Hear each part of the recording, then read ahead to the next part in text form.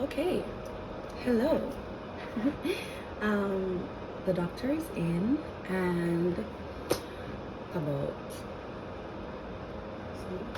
off. Let's do a sound check and that kind of stuff. Hello. Hi. The doctor is in, and I guess I want to just start by saying God bless you. Thank you for watching.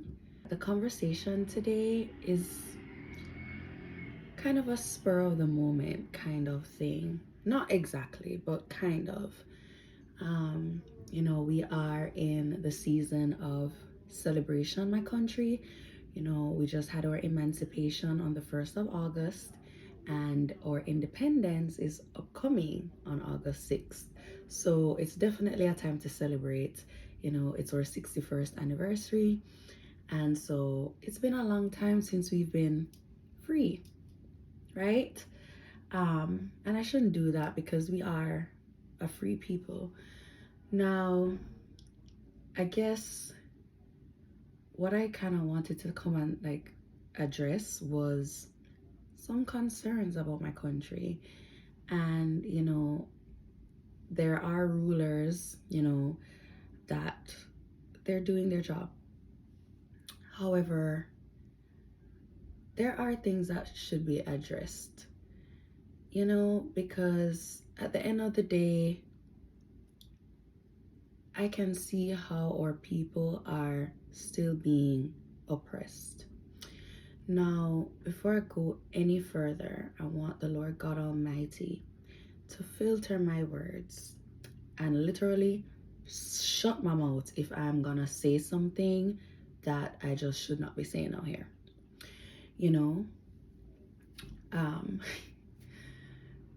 Yeah, so let's kind of just dive right in, shall we? So, I was having a conversation with some folks, my family, and I've observed things over the years, and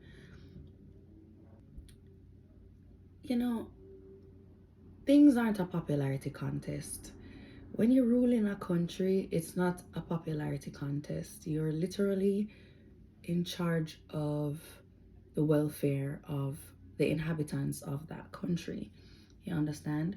And so the decisions that you make are very crucial to their lifestyle, the economy, the natural environment, the progression. So, growing up in Jamaica, have I been to every corner? I just made some observations, and I think there are things that need to be addressed. So the first thing I've noticed is, yes, we are a country that serves God and we love God. However, we are leaving him out of a lot of things. He's omnipotent, so he's everywhere, and at the end of the day, he's in charge of everything. However, I've noticed that people are forgetting God. Growing up, we'd have devotion in school, we'd say prayers, if not every day, like at least Monday mornings, we'd have assembly, stuff like that. And I can see, or I could, people seem to think that it's unnecessary. People seem to think it's a waste of time. People seem to think that God's promises don't come true, and they become impatient, and then they involve themselves with other things, or they lean into other things. So the first thing I want to say is that Jamaica needs to bring God back to the center of everything. Okay? Faith needs to return to the country. The next thing, I see where there's a lot of oppressive acts towards the people. So for example, the other day a politician gave, a woman money for a bar. And I'll tell you this, Jamaica, we drink a lot of liquor. We're not short of liquor. We're not short of bars. we're not short of. We party a lot down there. So when I'm hearing that the Prime Minister is using funds that could be allocated to more productive endeavors, putting it towards a bar and actually sourcing the liquor for that's squandering money. That's inappropriate use of funds, okay? And to be honest, if I were the people in the country at the time, because I would have requested some kind of, like when people are like, I need to see an itemized receipt, like I would need to see some kind of documentation that is showing exactly how the money is spent. And this is right across the board, right? We're already a country that we have to be cautious of our funds. We just came out of a pandemic and we're trying to rebuild. Everybody's trying to rebuild. So we have to be extremely cautious about how our funds are being spent. And not to say people can't be treated and, people have desires, but I'm sure there were other people that requested funds for more productive ventures. Are those people being addressed, or are their needs being addressed? Because, as I said, we don't need another bar, right? And whoever wanted that bar and requested it, nothing against you wanting that, honey, but work hard to achieve it. Work hard to achieve it, okay? A lot goes into having a business, and I'm not gonna try to tell people how to run things and what they should ask for, but if you're the Prime Minister, you need to be more considerate of how you're handing out money. The next thing is our resources. So Jamaica is an island and it's a beautiful one. We have lots of species of animals, plants. Just the island itself is a sight to behold. So, we have been popular in tourism for that very reason. Why aren't we finding ways to market ourselves as a country instead of just, I don't want to say Americanizing, but if I hear about another Starbucks being built, like we keep bringing in, but we have already so much. Do you understand? So if you're gonna give people funds, there's that. Another thing I wanted to say, and this one is kind of really important, like really big. So I was doing this word search and the title of the puzzle was, things that Jamaicans fear. And first off, yeah, I know there's things that Jamaicans don't really like, but we were never given a spirit of fear. We were given a spirit of power, love, and sound mind from our Lord God. So, anyways, in that puzzle was DeLawrence. Oh, let me show you this. So I'm actually drinking this right now. Grace, it's not focusing because that's not the time. That's not the time for that.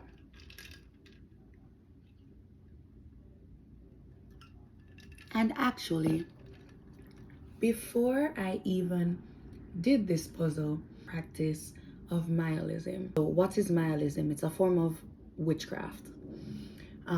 And if I go back to that word search, that was actually a book written by a person called DeLawrence about witchcraft, teaching people dark arts. Dark arts is nothing new. A lot of it is because of what the ancestors were practicing, but here it is, this is somebody from a different country, a different nation entirely, teaching our people witchcraft, which is ultimately an oppressive practice. It's oppressive to the ones who practice it, as well as to the ones who seek it, and the ones who are affected by it, as in who it is practiced against. Okay? And there's so many different ways that people do this, and they put all these different terminologies to it. But at the end of the day, it's demonic, and it's not right for our people who ultimately are people of God to be practicing. As a result, it should be outlawed. If persons are caught practicing witchcraft, they should be arrested. Like, it should be deemed a criminal offense, because, you know, yes, it's spiritual, but everything is spiritual before it manifests physically. And sometimes people don't know what's happening to them. Or, anyway, it's inappropriate because it tampers with a person's well-being. Sometimes it even leads to death, sickness. You know, people's finances are affected, their families, generations are affected. So it should be illegal. And I understand that there's calibers of people that practice it, but it shouldn't be an impartial thing. There should be no bias. If you're caught doing witchcraft or nihilism, you know, consulting your ancestors and cooking up things in cauldrons or massacring animals, which some people do, you should be imprisoned. Okay, another thing I wanted to mention was the residents themselves. For the residents, those that are currently living there, as well as those that return. Now, you know, the crime rate, we could talk about that, you know, but that's everywhere.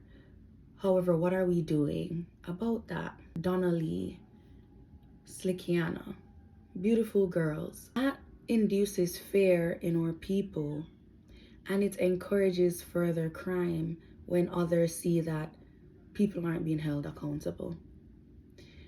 So, you know, we ought to really look at the big picture. What are we doing to really uplift our country instead of continually oppressing it? Let's talk about residents that live there, but they can't even get a job. Students graduate from school and they're gone straight to the call center. You know, if you don't have some kind of link or connection, you cannot get a decent job, despite it, or it's difficult and challenging for you to get a really good job unless you really knocked it out the park in school, like you were top number one or something.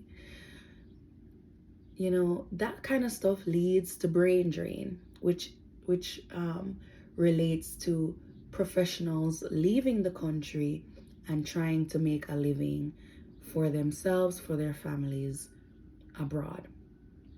There's nothing wrong with that. There's beauty in diversity, you know, there's beauty in people being able to travel, but then that's not where they're from.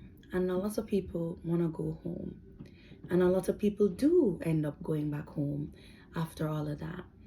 Unfortunately, a lot of those people are not safe, because people look at them for thinking that you're coming from abroad.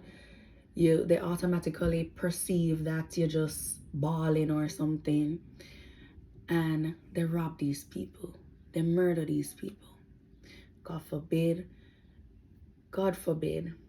the crime rate continues to climb, but it is an issue that we have been facing for a long time. So ultimately, like, I guess what I'm getting at is, what provisions are we making for safety, for jobs, for housing, for our people, for them to feel safe, for them to not feel fearful, to feel like they have to leave to survive, or feel like they won't survive if they come back home, you know? And I understand that some of these criminals have a whole system that they've set up, but just as they do have that, the government should have a system. The law enforcement needs a incorruptible system where protocols are actually enforced. speaking of protocols, you know, when people go through training, they usually have to abide by protocols. And the reason why they're set in place is so that things can run smoothly, things can be safely carried out. But at the same time, you know, there's a reason why there's a way to do things. It's because maybe research went into it, studies. This is what people have done, and it's worked.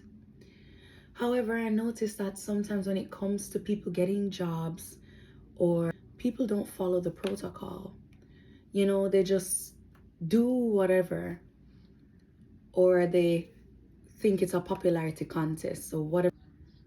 What message are you giving to the people that actually went through the training, that were taught the protocols that were set in place? Not by them, by the experts.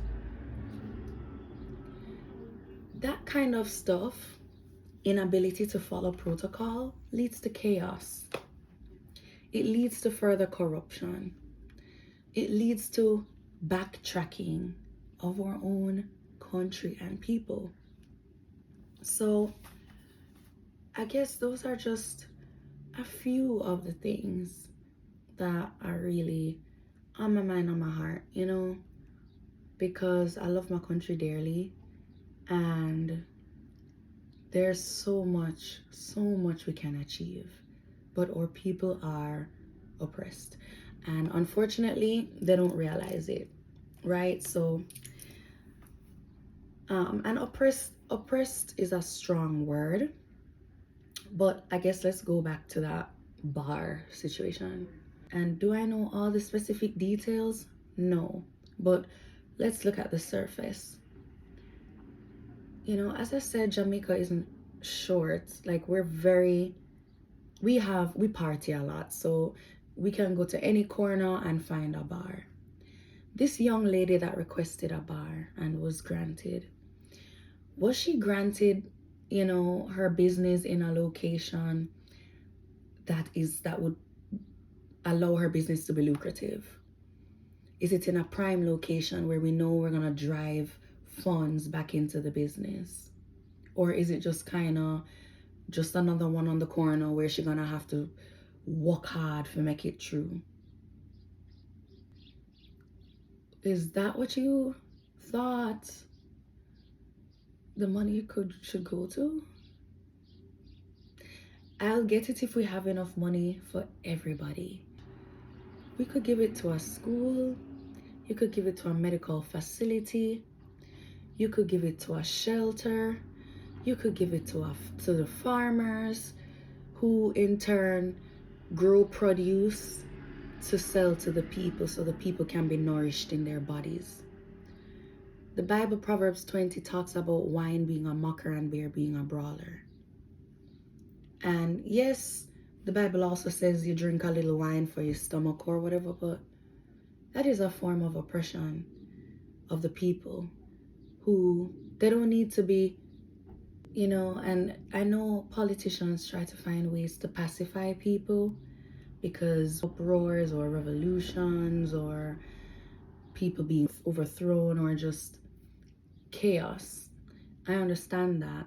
But at the end of the day, as a leader, you should be looking out for the betterment of the people, of the entire country, looking at the big picture. So honestly, fund allocation.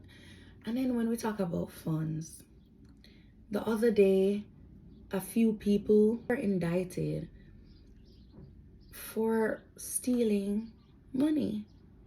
Usain Bolt, you know, a national icon who, I guess he ran for his money, but he ran honestly for it. He earned his money. And people he trusted stole it. Not just people he trusted, people within business establishments who were put in a position to control his money. Where are we holding people accountable? Because this, you know, one of these, the Jean lady, Jean Patton, I'm praying for you, girl. She had been doing that for years. Who was there holding her accountable? Who was there saying, all right, these are the invoices, these are, this is accounting records, whatever, this is where how much money goes in, this is how much money goes out. When I spoke to the client, this is how much money they requested. People make it so difficult to even carry out business in Jamaica. Me, myself, it is so challenging to carry out. They make it seem like you have to be there. But even though you're there, you could be robbed blind. There are a lot of measures that could be put in place, that really could be implemented to keep our people secure, safe, and feeling like they can trust the system. So I'm not a politician.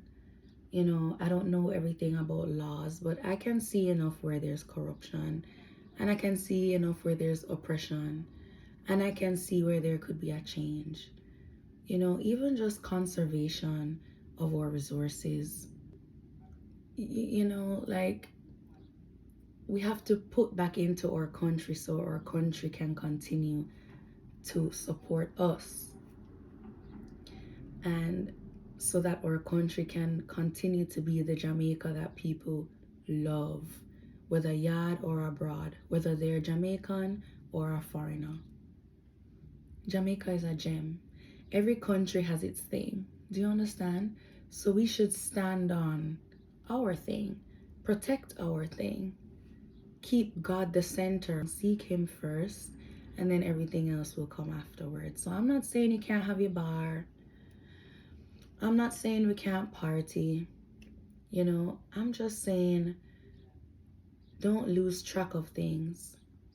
We can't be leaning. Kevin Smith,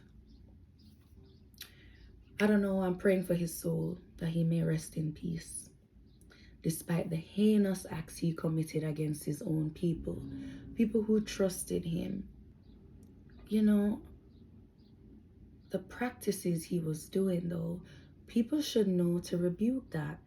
And if we're taking God out of our schools even, how are children gonna know that when they grow up what certain things can lead to their demise and oppression?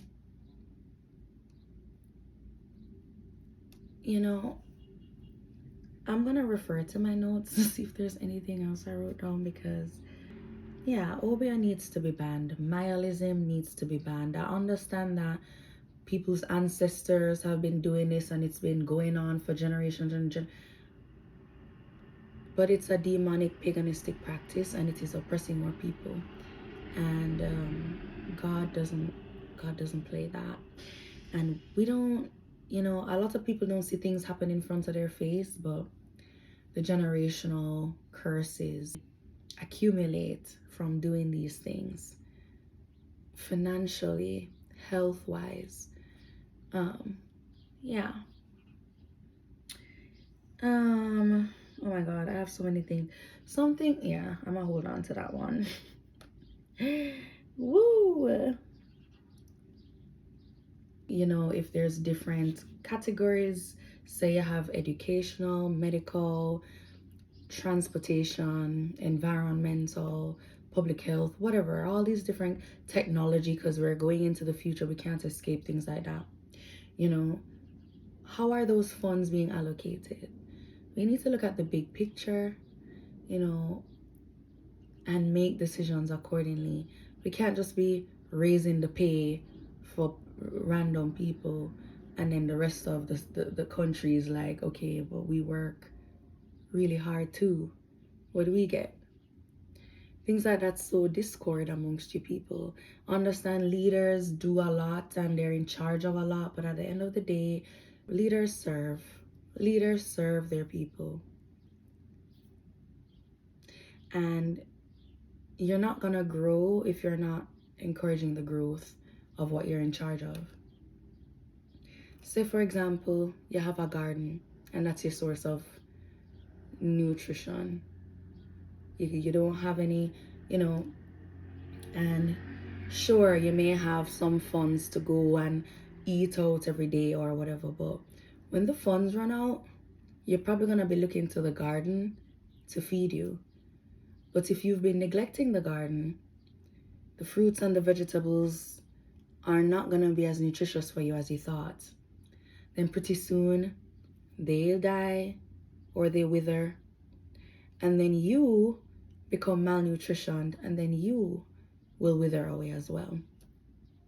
So you need to feed, and be fair. Have no fear except in God. You know, let me see if there's anything else. You know, talking about laws and implementing certain protocol.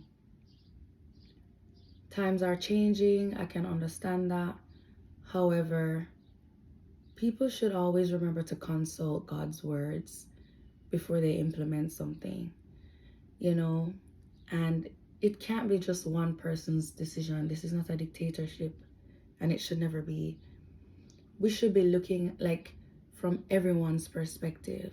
What does everyone think? And you know, different, like we have parties in Jamaica, so there's the JLP, the PNP, I think there's a O1 or something, I don't remember, but different parties will have different solutions to the same problem. That doesn't mean one is necessarily more righteous than the other. That shouldn't be a grounds to sow discord amongst the people and allow for there to be political warfare.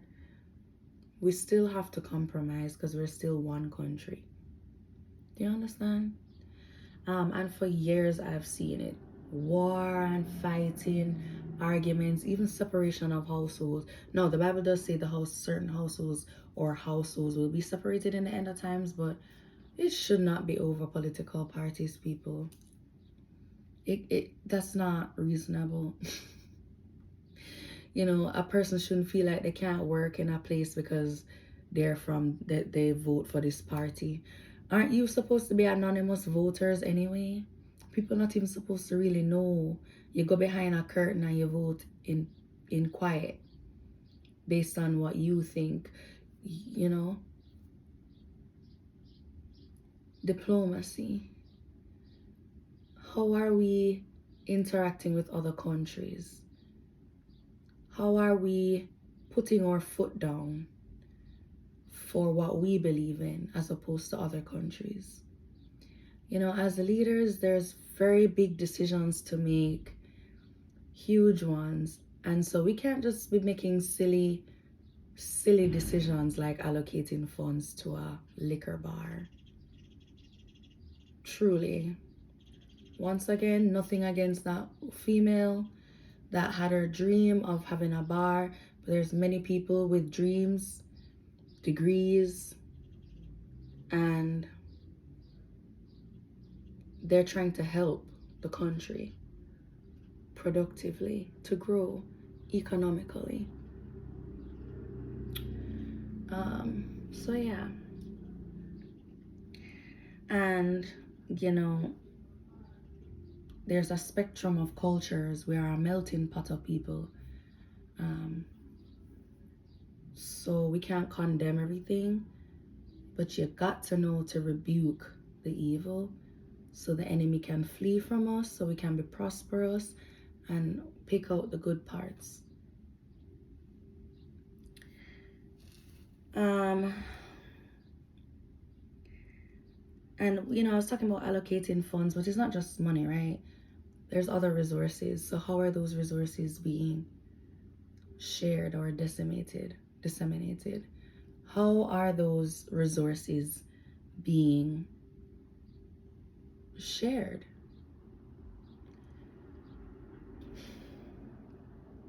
I feel like there's just so much strife we can avoid, you know?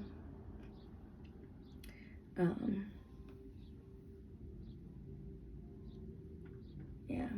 Jamaica doesn't need to be bending their laws for anyone. We're an independent country. We came from under the Queen. So Jamaica is a queen. let's treat her like a queen. I understand, you know, I've been to Emancipation Park. Pot and play used to be crossed with the simulator machine. I don't know if them something that's still there.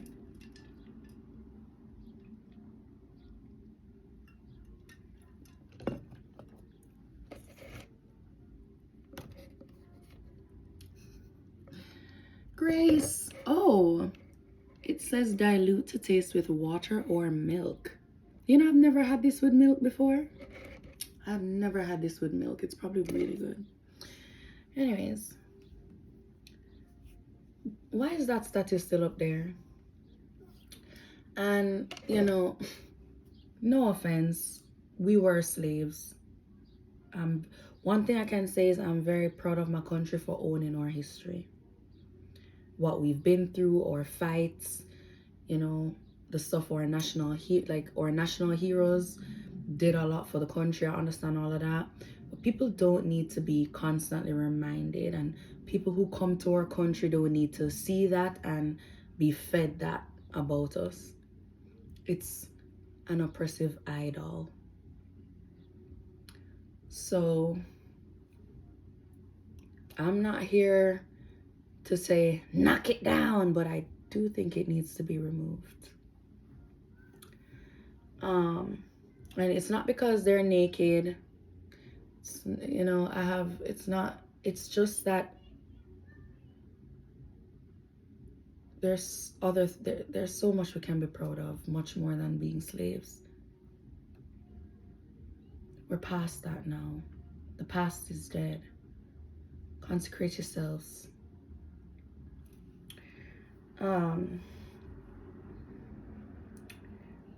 I think, you know, can we plant more lignum vitae trees? Can we plant more blumahos? Are we conserving the hummingbirds? What are we doing? You know, but anyways, I digress. I guess that's just skimming the surface of some of the topics and concerns I have that I really think need to be addressed. You know, people shouldn't see ish hitting the fan and feel they just need to drop out of their seat. What are the solutions people are coming up with? People need solutions to the problems. And as a leader, you're responsible for the country. You're responsible for the welfare and life of others. Not to mention, you are a servant to the people. Jesus was washing the disciples' feet, and Jesus is king. So there's that. I think I'm pretty much done here. You know, I think Jamaica needs a nationwide. We need a lot of deliverance for our people, for the children, spiritually and literally, economically.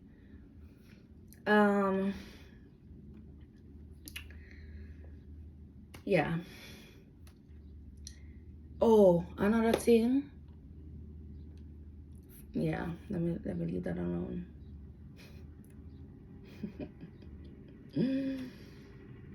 I think I'm gonna end that here. At the end of the day, all our help comes from the Lord. And I'm not saying people don't still go to church and people not still Christians and people. Jamaica has a lot of churches. Jamaica is probably one of the countries that have more church than what John read about. More church than what John read about there, Jamaica. Right? However, a lot of the practices that are all right. Let's cancel oppressive acts, okay? All right, guys. Well, I think with that, the doctor is out. Please keep God first and love always. I guess I'll see you next time. God's willing. Bye. You know, something I want to mention is that with God, God doesn't oppress his people. He'll punish us if we commit heinous sinful acts. However, he wants his people to be fruitful. He wants us, and it's not just kids, he wants us to be abundant in life, in our resources, in our cash flow, in our talents. He wants us to shine bright like the Jamaica that we are, to attract, the goodness to us, the tourism. You understand? That's why he gave us such a beautiful country. That's why he gave us the land of wood and water in the first place. So we can't be abusing our country like that. We can't be oppressing our own people like that. With what God give we. People. Like I come off of this, yeah? Okay, Gucci.